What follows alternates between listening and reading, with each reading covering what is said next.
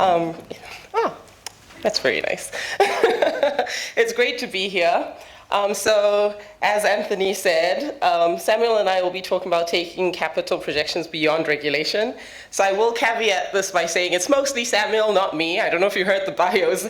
His bio said capital, capital, capital. Mine said everything else. So we hope that you will enjoy this. Our goal is to try and at least help you move beyond just checking the box. So I think within a lot of African companies, a lot of the capital is just driven by, yeah, we're trying to check the box. We're trying to meet the rating agency's requirement. We're trying to meet the regulator's requirement. Maybe we're not necessarily doing what we need for ourselves.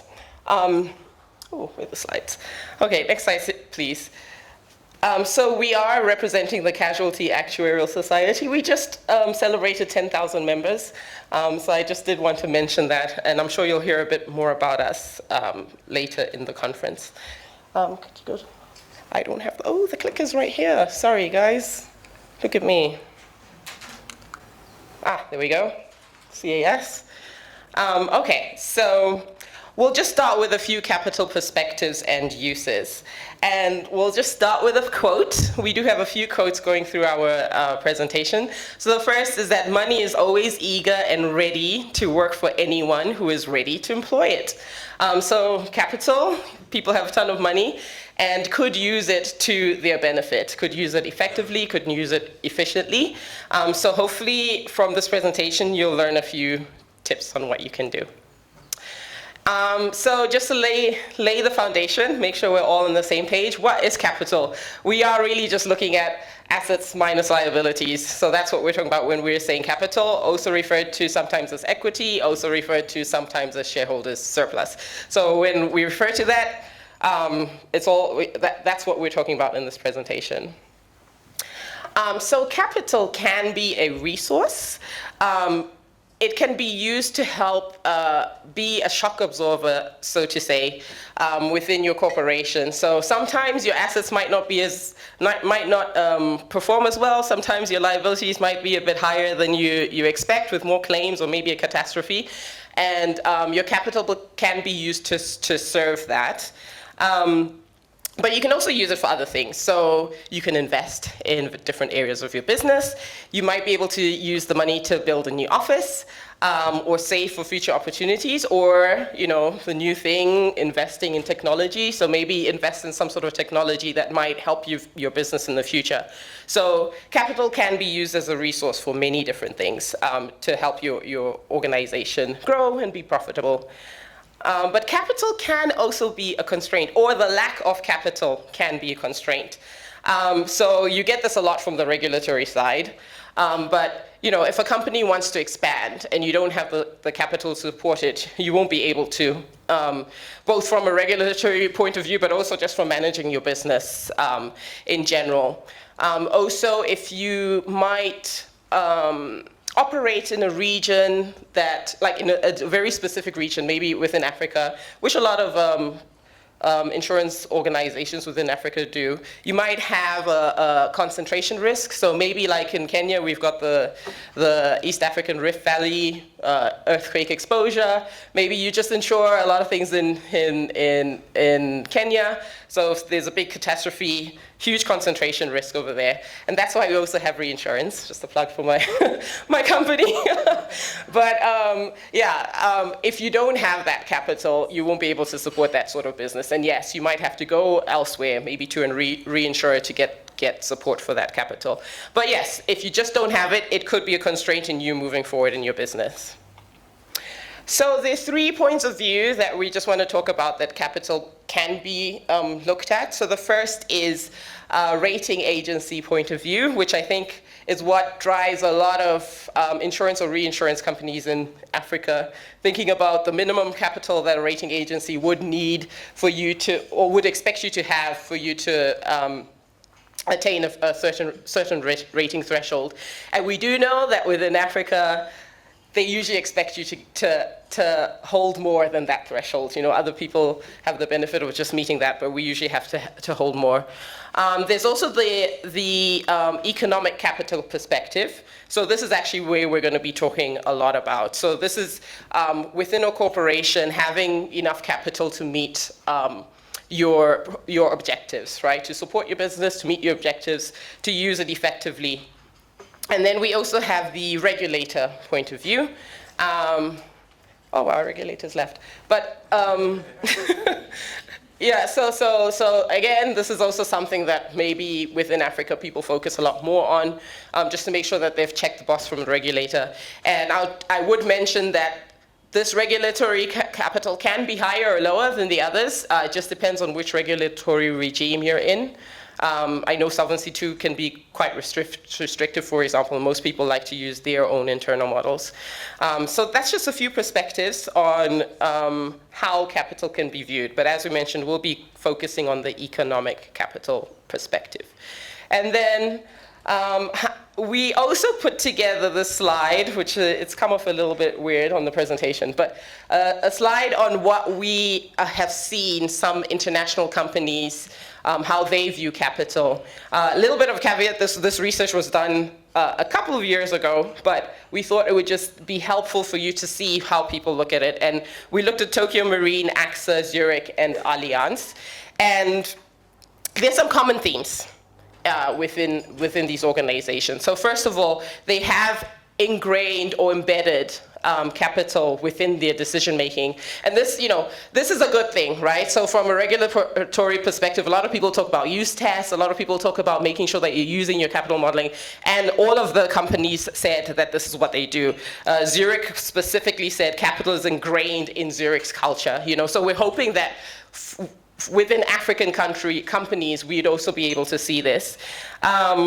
We've also seen a lot, another theme was that they do minimize the capital held in the local entity and send it to the group. And I think this is something that quite a lot of companies do, because it's thought that maybe the group can manage the resources in aggregate much more efficiently than having it in the individual companies trying to organize that. And then another theme we've seen is that people like to use internal reinsurance often. So this happens especially where companies might have enough capital to support their business. They want to keep the profitable business within the group. So they set up a lot of internal reinsurance opportunities within the organization. So we might not have as many large groups within Africa, but that's also something that you might want to consider. And then there were a spectrum of views on other topics. There's just one I was just going to concentrate on. So they do invest in their economic capital modeling capabilities, driven slightly differently in different companies. Some started with maybe regulation like Solvency II, but others, it was within the organization, that's really what they wanted to do. But I did want to point out something. So Zurich talks about how they have a 25-person capital modeling team. I don't know within this this room how many people have more than two that are dedicated only to capital modeling in their company. Anyone? No? More than one? Yeah, right, yeah, so this is the thing. So most of us, you're doing something else and then you have to do this. Try and get this done. So anyway, we're hoping that we can just give you a few tips and tricks on what you can do. So Samuel is the expert here, and I'm going to hand it over to him. All right, thank you, Yvonne. All right, so Yvonne sort of gave us a very good idea of what we mean when we talk about capital. But what we want to really spend time talking about today is how we go about calculating capital and what the model looks like when you're going to put one together. I borrow from Niels Bohr, who says that prediction is very difficult, especially if it's about the future, and almost always about the future. Typically, in your capital model, I'm going to use abbreviation ECM through the presentation. Typically, you're thinking about what risks your company faces. and how you're going to put that together and come up with a number that quantifies that.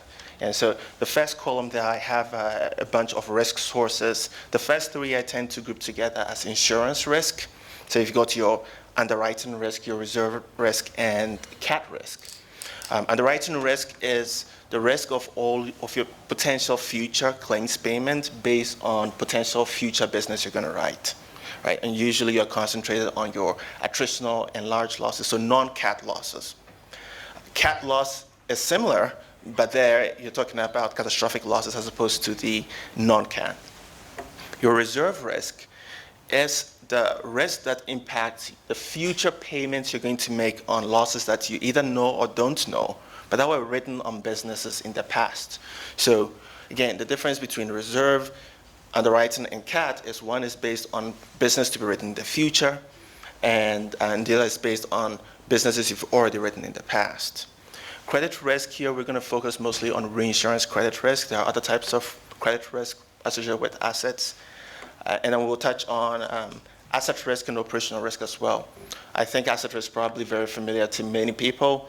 You know, your financial markets are going to move, and that's going to impact the value of your portfolio and how that affects your balance sheet in the end. Operational risk is relatively new in terms of the history of quantifying risk. Every company, just by the fact that you exist, you're going to have some operational risk. But it's been very difficult to quantify that because there's a lot of human behavior that impacts operational risk, and it's hard to find a mathematical formula for human behavior. But we're beginning to take that into consideration because it's becoming greater and greater part of what leads to company insolvency. And so we're going to spend a little bit of time talking about operational risk as well. ECM is not going to quantify everything that faces your company. There are going to be some risks that are just very difficult to quantify, and companies can use other means to try to consider them. And so, for example, geopolitical risk is something that's on the minds of many companies right now. You've got political, social, reputational risks. You're not going to find that many companies are trying to use the ECM to quantify that, but they might have some other strategy to keep that in mind. So I'm not going to spend time touching on those risk sources. What does an ECM look like? The purpose of this slide is to sort of demystify ECM. There isn't a correct way of modeling ECM. You're not going to find a capital model that looks the same as the next one. Why? Because you have this menu of options that you can choose from when you're going to put your capital model together. So first of all, you've got a scope. You can build your model from an internal scope, so the point of view of management. You want to know what your company's idiosyncratic risks are. Or you can build it from the perspective of external parties like your regulator, your rating agency. There you want to look at how they see your company from the outside as opposed to what your internal folk might say. You can focus your capital model on just insurance risk.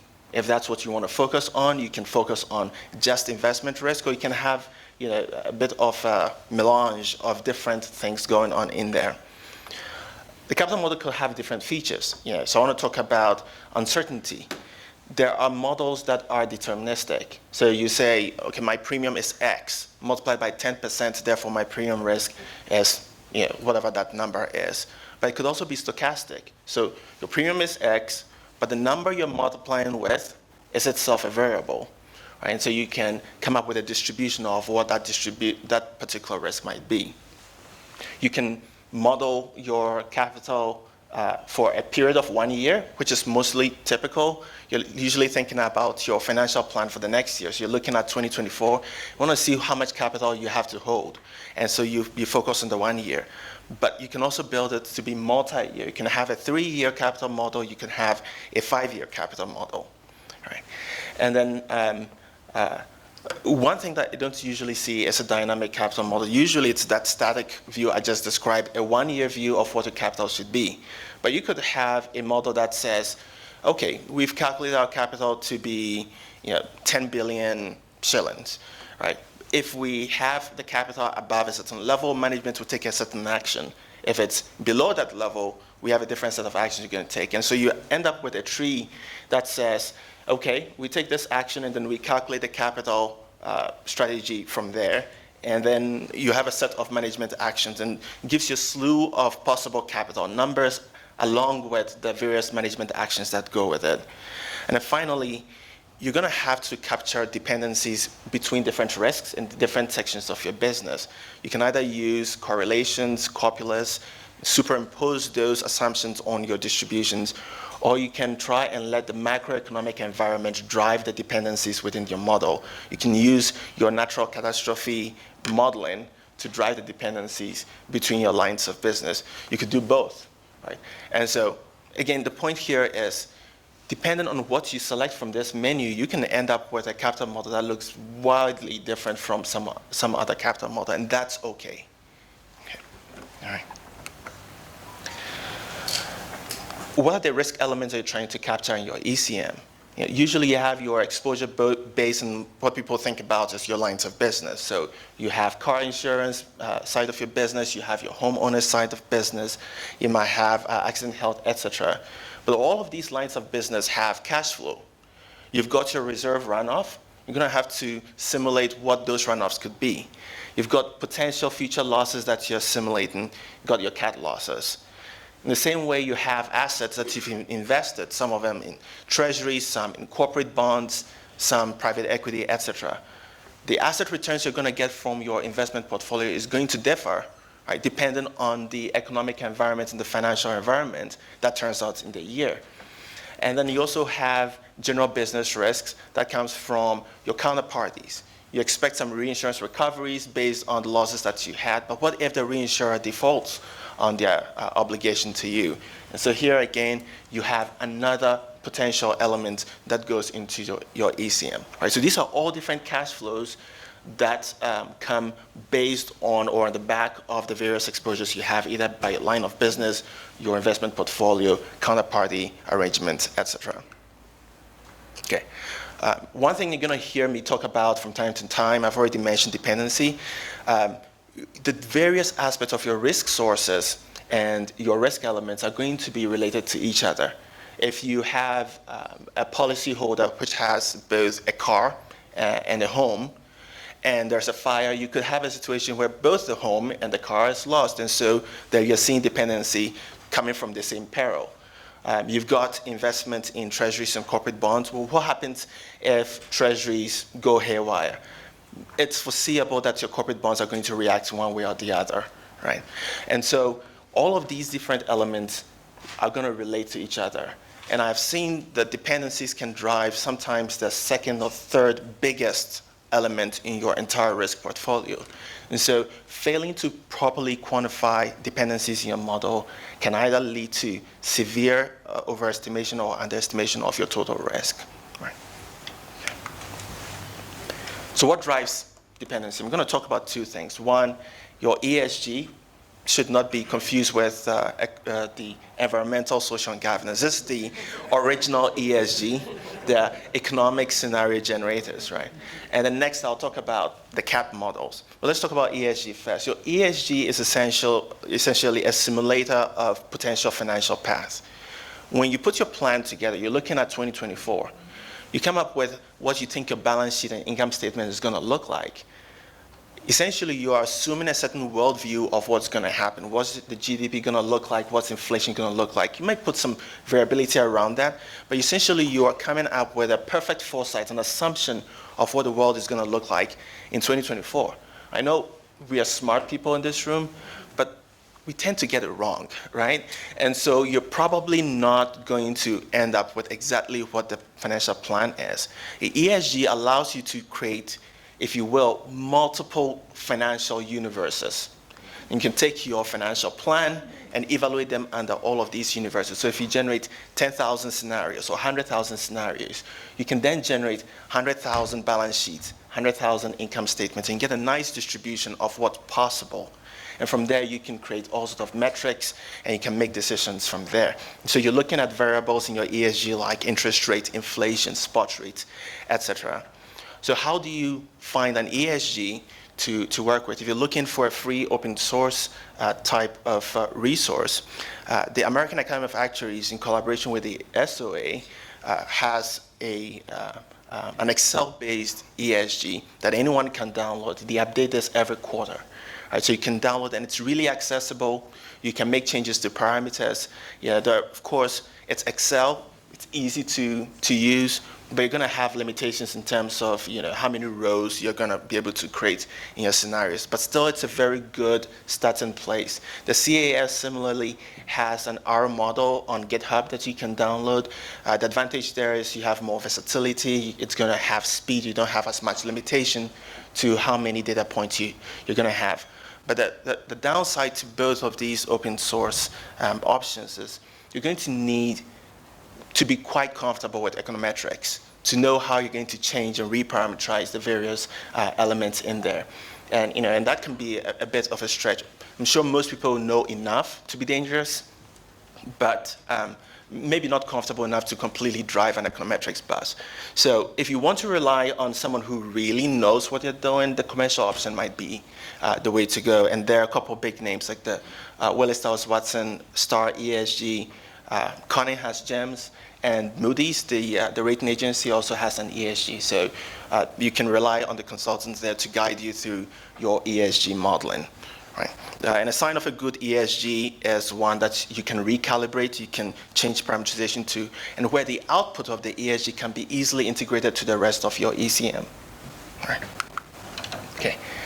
Now let's talk CAT. Usually when we're thinking CAT, we're thinking about natural CATs, right? So again, we're on the Eastern African Rift Valley, right? So earthquakes is top of mind. You might be thinking about floods. These are the type of things that comes to mind, but there are also other sources of catastrophic risk, like man-made terrorism. So any kind of non-combatant action that can lead to large losses would fall into this category. You've got casualty CAT. Those are usually slow moving. You don't usually realize it's happening until many years have passed. It could be accumulation, from things like asbestos. It could be environmental, pollution, materials. You've got nanotech. There's BPAs. You've got PFAS, and so forth. Right. So once you've identified the perils that your company is exposed to, the next thing is seeing how it impacts your exposure, right? So you run it through your catastrophic modeling. That's usually, first you start with your company exposure. You run it through your model. It gives you a distribution of potential CAT losses. You apply your reinsurance analysis on your CAT losses. And from there, you can generate reports and help drive the strategy in your company. I'm going to spend a bit more time on that second bit, right? What goes into your CAT model? Now, there are three main areas in your CAT model. So there's the hazard module, your engineering module, and your financial module. The hazard module essentially starts off with all of the known event sets. So let's focus on earthquake. Let's say, okay, so in Kenya, what are all the earthquakes that have occurred in the past 100 years that we are aware of, or since we started monitoring, right? You take that, and then you stochastically generate as many possible earthquake scenarios as you can. They'll provide events that are similar to what has happened, including some that are a little bit more extreme, but that's still probable. Right? The next, you calculate what the intensity of those might be, and so you take your exposure data and you geolocate them. You say, okay, we have 100,000 homes that we've written. These are the locations that those homes are in Kenya. What if you take your events that you've just generated and then you superimpose it on all of those locations? What are the intensities are you going to see? Is it going to be a 5.0 on the Richter scale, for example? And what kind of loss are you going to see? So the engineering part of the model then takes your exposure data, the local intensity for each of those homes, and comes up with a damage estimation. So there it's saying, okay, so for home number one, we're assuming for scenario one, there's an earthquake that is 7.0 on the Richter scale. Are you seeing cracks? Do you have windows broken? Or do you have the whole house down in rubbles? Right? So those are types of damage that could happen. But just because a house has had a particular damage doesn't mean that the insurance company is on the hook for it. So we need to know what the policy conditions are. What did you promise the homeowner when they wrote the business? Did you say we're going to cover your house when there are cracks? We're going to cover everything. How about secondary losses? So there's an earthquake. The house is fine, but a pipe burst causing a flood inside the house, a whole lot of things ruined, is that covered? What if it's a gas line that broke and so you have fire and the house burned down, right? So the house burned down, it's secondary to the peril itself, but is it covered? Once you can marry your policy conditions to the damage estimation, you can have an idea of what the losses are going to be, right? And then your reinsurance can come in, you can get your net losses, and from there you can get your strategy, right? So I know this is a crash course on CAT modeling. There's way more that goes into it, but just to give you an idea of all the perils that can work together to drive dependencies in your ECM. Okay, and I promised to talk about operational risk, so here we are. Just the fact that you have a business, you're going to have operational risk. If you're working with people, if you use technology, if you have customers, if you work in a regulated environment, if there are laws in your country, you will be exposed to operational risk. Because there are humans, they can make mistakes. You're going to have processes that either are not going to be adequate or they're going to fail from time to time. So how do you quantify this? Different ways to go about it. I dwell on two methods. I call the first one parametric. I've seen this happen once, where a company came up with a mathematical formula that was so complex they couldn't explain it. Right? And so this is not impossible, but it's not popular. If you're going to explain to senior leadership how you came up with operational risk amount of 15 billion shillings, and it's a mathematical formula, good luck. The more popular method is scenario analysis. And there what happens is you go across your company, speak with different leaders in your company and say, okay, underwriting department, what could go wrong? And if it went wrong, how much could it cost the company? And what controls could we put in place to prevent those things from happening? And if it happened, even with the controls, what are the residual risks that could still happen, and how often could it happen, and so forth? If you do this across your company for a couple of years, you're going to start getting a sense of the frequency, the scope of the losses, and the severity. You can get a histogram from which you can assimilate losses from, and then add it to the rest of your capital model, right? And so additional considerations that could impact is regulatory. Your regulator could have a superimposed amount that you have to apply on your capital modeling. It could be senior management's particular interest in operational risk that could bring it to the forefront, right? And so we talked about a couple of things.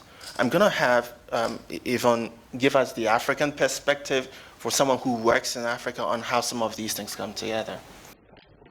Thanks, Samuel. So yes, I mean, he's gone through a lot of these things, which are great, but I'm sure some of you are thinking, like, how on earth do I implement this? But, my 25% of one person to do all of this work. So I'll start first with the correlations or the dependencies, right? So, yes, it can get very complicated. Yes, we don't necessarily have the data to be running simulations and adding copulas and everything else that he was mentioning. But you could keep it simple, right? So start with your underwriters, sit with your underwriters and have some discussions. So if we think about the example where he talked about a homeowner, so there's a house and maybe you've got a motor insurance policy as well, so there's a car, right? So you're talking with your underwriters. So if something happened to this house, do you think the car will be impacted, right? So you're thinking about, is it going to be zero, like is it 0 or 1, right? Or 0 minus 1, whichever one. And then, so once you realize, okay, the car will be impacted, so how much will it be impacted, right? Would the house burning down necessarily mean that the car could be could be destroyed as well? So maybe a portion of it will be destroyed. So now you're thinking about 0.5 versus 1, not 0.1, right? So keep it simple. Use thresholds like 0, 0.51, or 0.25, 0.75, and also the negative versions of those. And don't try to do anything really fancy. I mean, nobody's gonna know what a correlation of 0.127896 is. So keep it simple. Just have those discussions with the underwriters and figure out, are they related? Yes or no? If they are related, how much are they related? Is it 50% of the time, 100% of the time? So look at it in that way, and that should help you start developing your correlation tables. And then moving on to catastrophes, right? Again, most of these really big catastrophe modeling companies actually do not have the information for Africa. They do not have the perils modeled for Africa. They have for some, but not all of them. So what are you going to do, right? We don't have the privilege of having the same information. So there are a few things that you can do. One is to perhaps treat your cat losses like large losses, right? So you might be able to start trying to model your cats using some sort of frequency severity analysis with a loss distribution, the same way you might have done for large losses. Isn't perfect, right? But it's better than having nothing there. Another way that you could model your cats within your capital model could be if you do have access to some sort of commercial modeling data or like event loss tables or something, you could take the frequency element from those tables and then apply your own severity to them. So perhaps you might, again, if we're talking about Kenya with earthquake zones, maybe you have information about a South America earthquake zone, and you could take that and adjust it to suit your own environment, right? So maybe take the frequencies so it kind of tells you how often an earthquake can happen, and then you apply your own severities. I mean, we know within Africa it's very different. He talked about the insurance model. We have very low insurance penetration, so you'd have to look at your information and just try and adjust that from there. And then the last one is the operational risk. Again, I would suggest keep it simple. That example with the formula, let's not go there at all. So what we've seen, a lot of people just use a straight loading, right? And I hear a lot of 10% being used. I think that comes from the Solvency II background and Europe, where it is kind of 10%. In our discussions with Samuel, we found that actually in the US it's more like 3%, and people don't care that much about operational risk because it's all insured away. Anything you have, they have insurance for it, right? So their residual operation risk is not as high. And then as you mature, you might be able to use a lot more of the scenario analyses that he did, that he mentioned. And maybe you can actually have those discussions, look at those scenarios, and still convert it to a loading, because that might still be easier to explain to the people within your organization. And also it means that you won't have to update it all the time, right? So you've done your deep scenario analysis, you've converted it to a loading, and then you can use that loading for a couple of years and then reapply that analysis in another time period, because you only have that 0.25% of somebody's time. So those are just some examples that you might be able to use practically within your organizations. Thank you very much, Yvonne. So let's bring this back together again, do a quick recap. We've talked about how your economic scenario generator, your CAP model are going to drive your dependency. It's sort of like the foundation of your ECM. So you start there, you identify your exposure units, which investments you're putting money in, which lines of business you're growing. You take your CAP model, slap that on top of it across your lines of business, and then you get a bit of a risk distribution. You take your operational risk, come up with a load, or if you can directly add it, you added that into your model, aggregate across all risks, all lines of business. You come up with a nice distribution of your profits and losses over the next year, 3, 5 years, whatever type of model you're building. And from there, you can calculate all sorts of metrics, right? Now we can start talking about what that capital number is. So let's say this is a distribution of earnings, right? You're going to be focusing on the left side of your distribution. If you're very, very aggressive and you think that you have perfect foresight and your assumptions are going to come true because you're that 0.1% of actuaries that never get anything wrong, then you can hold 0 shillings for your capital because your plan is going to be perfect. So that's not going to be me. right? Most of us are going to be looking at a number that is somewhere in the tail, because we expect that it's quite possible that we have that 1 in 100-year outcome where we have losses and we need more capital to hold. So in the most extreme, you're talking about your maximum possible loss, that's the M. Right? So if you're very, very conservative, you might hold that amount. Both of these don't work. You cannot hold 0 and you cannot hold M. Why can't you hold M? It's so big, it's going to cost you a lot to generate that kind of capital. Also, it's going to affect your competitiveness if you're going to take that and then reflect that in your pricing. So we're going to come up with some number C between 0 and M. And the factors that influence your choice of C are going to be varied.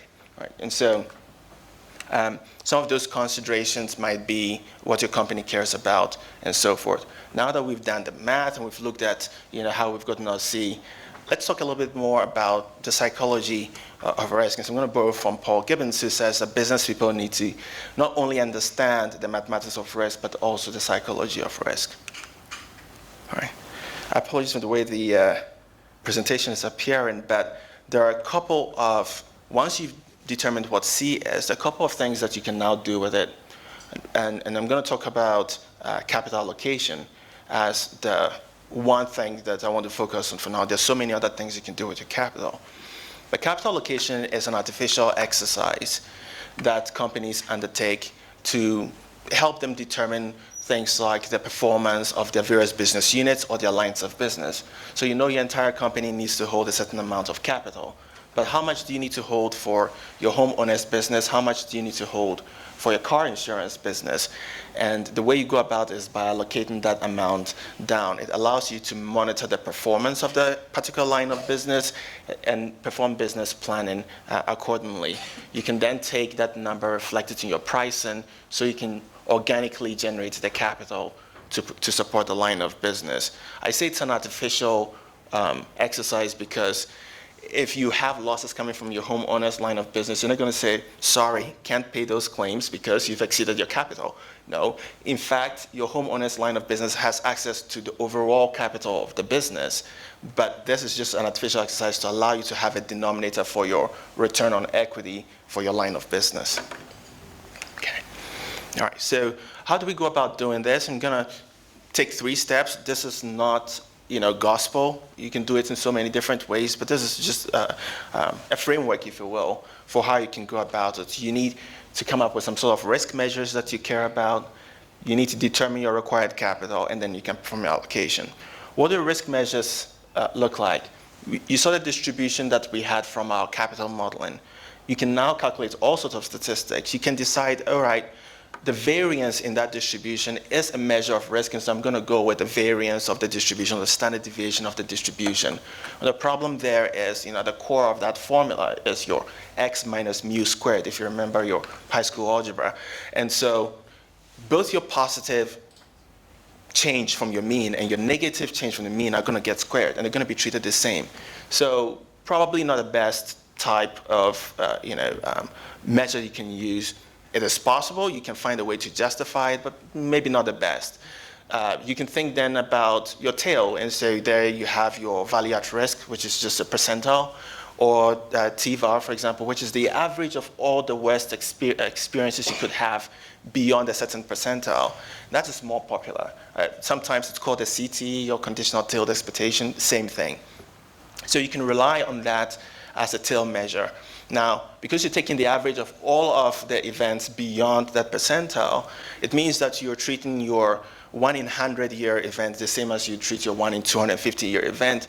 You might not think that is fair, and so there are probability transforms that you can perform where you say, okay, I want to have a weighted average of the worst tail event, where the weight is a function of the percentile where it occurs. And so you have the W's in front of those tail measures. You have the WVAR and then WTVAR, which is just the weighted versions of the tail-based measures. So now you've selected a risk measure that you're interested in, but you can't just pick that your capital, your C number, mechanistically. So you talk with management and you take certain considerations into play. So here, your required capital is going to have to consider the fact that your customers if you're a commercial insurance business, for example, might have their own opinion as to what a good insurance company is. The customer might say, I'm only going to buy insurance from a company that has ratings of A or A plus or higher, right? If that's the case, then you need to hold capital that will allow you to get that rating, or you're not going to be able to sell business, right? Another consideration would be your company's own risk appetite. If your company wants to grow, then even though you have enough capital to meet your minimum requirement, you might need a little bit more, and so that's going to influence how much capital you're going to select. That's C. And finally, the cost of capital. So let's say you have a risk appetite, you've picked your metrics, you've considered the customer. However, the amount of capital you need is going to require you to borrow, or then the borrowing rate is going to be an important factor. If you have to transfer some of your risk through reinsurance and you want to go to Yvonne, well, Yvonne is going to charge you some premium for that risk transfer, right? And so there is cost to capital. You take that along with your management opinion and what your customers care about, and hopefully that helps you, along with your risk measures, to come up with the number C. And then finally, you can perform your allocation, which is the whole point of everything I've been saying. And the different methods. I point out 4 here. It's not exhaustive, but captures sort of the general thinking around capital allocation. The more popular method is proportional allocation. You say, okay, if I had only one line of business, right, and it was the homeowner's line, this is the amount of capital be needed. If it's just car insurance, it would be another amount, right? So you find your standalone capital required for each of your lines of business, and then you take your total for the company, and then you just divide it, accordingly, proportionally to what the individual line of business standalone capital might be. And I have an example of how this could be done towards the end, so I'm not going to spend more time on it. The second idea is to use coherent methods. So here you're not just saying, hey, car insurance is 10 million and homeowners is 15 million, and so we're going to take them proportionally to divide. What you're saying instead is the entire company's capital requirement is 40 billion shillings. If you look in the tail of the company, which of the lines of business are driving the tail? So you look in the West 1 in 100-year events, and you realize that almost all of those events are coming from homeowners, then you allocate most of the capital to homeowners, right? As opposed to car insurance, even though on a standalone basis, the car insurance business might have a pretty large required capital. And there are marginal methods, which are somewhat similar, but they answer the question, if you pretend that one of your lines of business doesn't exist, so let's say you have 3 lines, and you pretend you have, so you calculate the total capital for the 3 lines, but then you remove one of them, what does your capital not look like? So if you had 40 billion before, you removed one line of business, it dropped to 32 billion, then that 8 billion difference becomes the amount that that third line was contributing to the overall risk, and so that becomes the marginal allocation you give to that line. Then you move on to the second line, you remove it while keeping the first and third, you see what the difference is, and you allocate it, and from there you can proportionally distribute the total risk. And another increasingly popular method is the percentile allocation. It solves some of the problems with the previous methods I've talked about, in the sense that if you focus on the tail in the coherent risk, for example, and most of those losses are coming from homeowners, you might give all of your capital allocation, or a very large amount of your capital allocation, to the homeowner's business. But in actual sense, that's the 1 in 100-year, 1 in 1,000-year outcome. That's not going to happen all the time. From a year-to-year basis, what could be driving your combined ratio might be the car insurance business that doesn't end up coming into the tail. So what the percentile allocation does is it takes your entire distribution. It says break it down into different deciles, if you will, or different buckets. And then for each of the buckets, determine how much each of the lines are contributing. If you do that, you're going to go across the entire distribution. Every line is going to have skin in the game. You're going to come up with a number that distributes your entire loss portfolio. Right? And so by doing that, you don't have to select a magical number like 1 in 100 or 1 in 250, because you're looking at your entire distribution. Right? And so this is something that is relatively new. There's a paper written by Neil Bodoff that can be downloaded, and you can read about it, but it's very promising. All right. Now I'm going to switch attention to diversification, which is closely related to the dependencies that we had talked about earlier. Two things are happening before we do our capital allocation. All right. We are aggregating our risk. Why are we doing that? One, because we want to get a single number that represents C for the entire company, your capital requirement. And secondly, because we want to realize the diversification in the business. And there, what I mean is, by having multiple lines of business, by being exposed to different types of risk, you're not keeping all your eggs in the same basket. And that gives you an advantage. A company that's able to spread its risk is going to either enjoy, from the law of large numbers, some sort of benefit, or you're going to have diversification because when you have a loss from one particular type of peril, you're not going to have losses from other types of perils that you've underwritten. And so by spreading your risk, you do have some diversification benefit, and that's one of the gains that you get from aggregating your risk. And so that diversification benefit can play a very major role in your overall portfolio. If you do this wrongly, you can easily overstate your total capital. Of course, you can also go crazy with your diversification and seriously understate your risk. That's why the regulator exists. All right, so here's an example that I promised. I have a company called Fictitious Kenya General. All right, so Fictitious General has determined that it has 40 billion shillings in required capital. It writes two lines of business, the motor business and the homeowners business. It has two corporate lines of, not lines of business, two corporate departments, HR and your risk management department. It has determined that there are three main groups of risk that applies. Right? So it cares about credit risk, it cares about asset risk, and insurance risk. So for each of these risks, it calculates a standalone risk amount. So for example, for the motor insurance business, there's 5 billion for credit risk, there's 10 billion for asset risk, and 15 billion for insurance risk. If we should just sum these numbers, you would come up with, it says 30, right? You get 30 billion. However, when you look at the entire book of business for motor, the total number you get is 20. Why is that different? It's a diversification we just talked about, right? You're getting diversification benefits from your risks. You can do the same for homeowners business and then for your corporate departments. Now, when you sum across your business units, you come up with 60. But again, you have diversification across your lines of business, and that gives you a total corporate level amount of 40 billion shillings.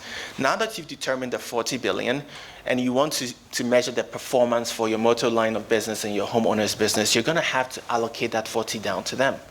So how do you do that? With a proportional method, which is the simplest method, would say, well, motor is 20, home is 30, and therefore divide your 40, 20 out of 50 times 40 for motor, and then 30 out of 50 for the homeowners business. You allocate 16 billion to motor and 24 billion to home. Both of these lines have enjoyed some of the diversification benefits. On a standalone basis, motor would have had to hold capital of 20, but after diversification and then doing your allocation, motor now has to hold 16. So it's enjoying 4 billion of diversification benefit because it happens to be in a company where there's another line of business called home. Similarly, home has to hold 6 billion less of capital because it's enjoying the fact that it's diversified with motor. Right. So this is probably the easiest way to go about performing a capital allocation. All right. So this has been crazy. We've talked about a whole lot. Normally, just a little bit of this could be a standalone presentation. The idea here is to provide a very high-level overview of what ECM processes, what goes into it, what the considerations are. I don't expect that everyone or anyone is an expert of it, just by listening to us for the past 30 minutes.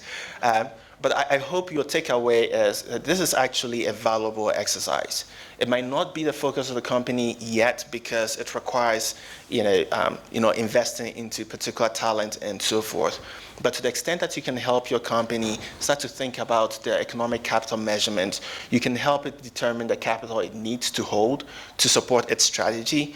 You can help it allocate that capital down to business units and measure performance.